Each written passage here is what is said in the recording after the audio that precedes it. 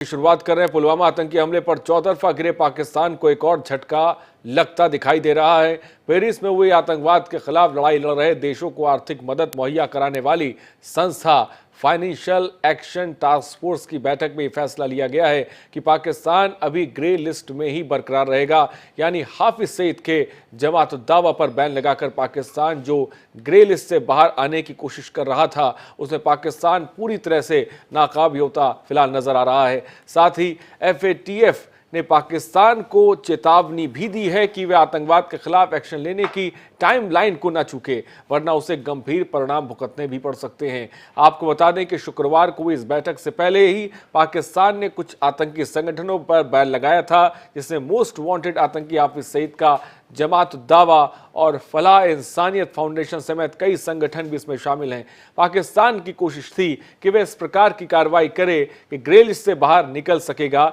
लेकिन फिलहाल ऐसा नहीं हो सका। तो FATF की ग्रे लिस्ट में बना रहेगा पाकिस्तान। इस वक्त की खबर आपको बता रहे, पाकिस्तान के लिहाज से ये बड़ा झटका कहा जा सकता है। पाकिस्तान को एक और झटका लगा है, पाकिस्तान को एक और झटका, और पाकिस्तान कर रहा था ग्रे लिस्ट से बाहर आने की कोशिश, लेकिन फिलहाल ग्रे लिस्ट से पाकिस्तान बाहर नहीं आ सका है। इस वक्त की खबर आपको बता रहे हैं। बैठक में यह फैसला लिया गया है और FATF ने पाकिस्तान को भी सख्त चेतावनी दी है। आतंकवाद के खिलाफ एक्शन लेने से ना चूके पाकिस्तान को एक और झटके के तौर पर इसे देखा जा रहा है। तो पाकिस्तान ने आतंकी संगठन पर बैन लगाया, लेकिन उसके बावजूद भी जो ग्रे लिस्ट होती है जिसमें पाकिस्तान बना हुआ है, उससे बाहर फिलहाल नहीं आ सका है। बैन संगठनों में हाफिज सईद के कई संगठन भी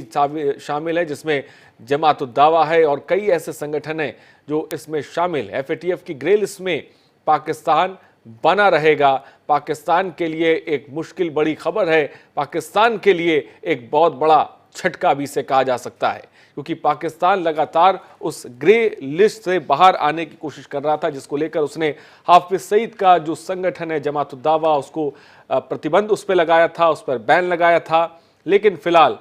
FATF ने पाकिस्तान को चेतावनी भी दी है इस पूरे मामले पर अगर बात की जाए तो, और साथ ही साथ आतंक के खिलाफ एक्शन लेने से पाक ना चूके, ये भी सख्त तौर पर हिदायत पाकिस्तान को दी गई है FATF से। पाकिस्तान ने लगाया कई आतंकी संगठनों पर बैन, लेकिन इसके बावजूद भी FATF ने पाकिस्तान को सख्त तौर पर चेतावनी दी है। आतंकवादी संगठन को खिलाफ एक्शन लेने की बात भी कही है। बैन संगठनों में हाफिज सईद के कई संगठन भी इसमें शामिल हैं, और यही बहुत बड़ी वजह है कि पाकिस्तान काफी लंबे वक्त से ग्रे लिस्ट में शामिल है। एसोसिएट एडिटर हरीश कुमार जी इस वक्त हमारे साथ फोन लाइन पर जुड़ गए हैं। भरिकेश जी, पाकिस्तान को एक और बड़ा झटका लगा है, ग्रे लिस्ट से पाकिस्तान फिलहाल बाहर नहीं आया है। देखिए, पूरे विश्व की अगर स्थिति की बात की जाए तो हम पूरे वैश्विक स्तर पे पाकिस्तान को घेरने की लगातार कोशिश कर रहे थे और सबको मैसेज दिए जा रहे थे कि पाकिस्तान इस तरह का काम कर रहा है। अभी जब पुलवामा अटैक हुआ था उसके बाद 20 देशों के राजनयिकों से ये संबंध बना करके इस चीज को हम लोगों ने यहाँ पे डिक्लेयर किया था और डोजियर दिया गया था कि किस किस तरह की घटनाएं पाकिस्तान हमारे देश में करता रहा है। लगातार कई मुद्दों पर और कई स्टेट पर, कई जगह पर उसको हम लोगों ने घेरने की कोशिश की और इसमें थोड़ी सफलता मिलती हुई नजर आ रही है। सबसे बड़ी बात है कि फाइनेंशियल जो टास्क फोर्स है इसकी फ्रांस की, तो वहां पे बैठक चल रही थी। ऑलरेडी पाकिस्तान ग्रे शेड पे था, उसको ग्रे शेड से निकलने की छटपटाहट पहले पड़ रही थी पाकिस्तान को कि वहां से वो किसी तरह ग्रे शेड से बाहर आ सके, लेकिन पुलवामा अटैक के बाद वो और ज्यादा घिर गया है और इस समय ब्लैकलिस्टेड किए जाने की संभावना बन रही है। आर्थिक कमर तोड़ने की जो नीति है देश की, हमारे भारत की, उस पर हम कहीं कामयाब होते नजर आ रहे हैं और ये निश्चित रूप से पाकिस्तान के लिए दबाव, हाँ ये जरूर है कि पाकिस्तान के लिए जो दबाव बन रहा है, पाकिस्तान जो स्टेप उठा रहा है, वो निश्चित रूप से फौरी तौर पर वो दिखाने के लिए कर रहा है, क्योंकि पाकिस्तान भी कहीं ना कहीं इंटरनल रूप से अपनी सेना और आतंकवादी संगठनों से बहुत ज्यादा घिरा हुआ है, तो उसे विश्व में एक मैसेज देना ही। जो दर्शक हमसे जुड़ रहे हैं उस वक्त वो जानना भी चाहते हैं, ग्रे लिस्ट के बारे में बताइए, किस तरह की लिस्ट होती है, जो देश इसमें शामिल होते हैं उनके लिए कितनी बड़ी मुश्किल होती है, और जिस तरीके से पाकिस्तान कोशिश कर रहा है खासकर इस लिस्ट से बाहर आने के लिए, इसके बारे में थोड़ा सा बताएं।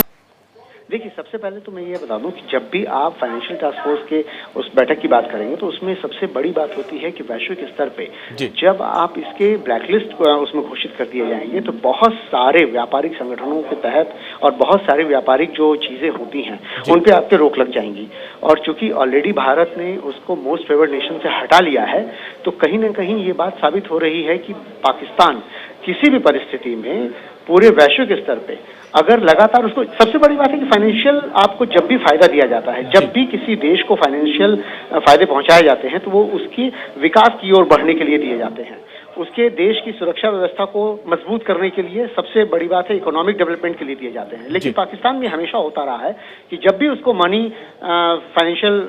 फेवर पहुंचता है किसी भी देश के थ्रू तो वो उसका मिसयूज करता है और वहां के जो संगठन हैं आतंकी और सेना के संगठन, वो सारे के सारे उस पैसे को झटक करके वो अपने बेबुनियाद मंसूबों को कामयाब करने के लिए लग जाते हैं, जिसमें वो अफगानिस्तान को भी परेशान बहुत ज्यादा करते हैं और भारत को भी बहुत ज्यादा परेशान करते हैं। तो ये सारी चीजों को देखते हुए पूरे वैश्विक स्तर पर अगर हम इसको समझने की कोशिश करें तो एक लाइन में एक बात यह है कि आपको जो मनी दी जाती है, जो भी विश्व स्तर पर आपको मनी दी जाती है विकास के लिए, आप उसका यूज उस देश के विकास के लिए, उसके जनता के लिए करें, ना कि किसी दूसरे देश को, ना कि अपने बॉर्डर से लगे देशों को परेशान करने के लिए करें। तो ये इन सब चीजों के मसले पर बातें होती हैं और उसी में आतंकवादी संगठनों को पहले ही ऑलरेडी घेरा जा रहा था और चूंकि इमरान खान ने तुरंत साफ तौर पर इंटरनेशनल दबाव बनाने की कोशिश पाकिस्तान पे की जा रही। बहुत बहुत शुक्रिया हरिकेश जी तो जुड़ने के लिए और तमाम जानकारी देने के लिए। आतंक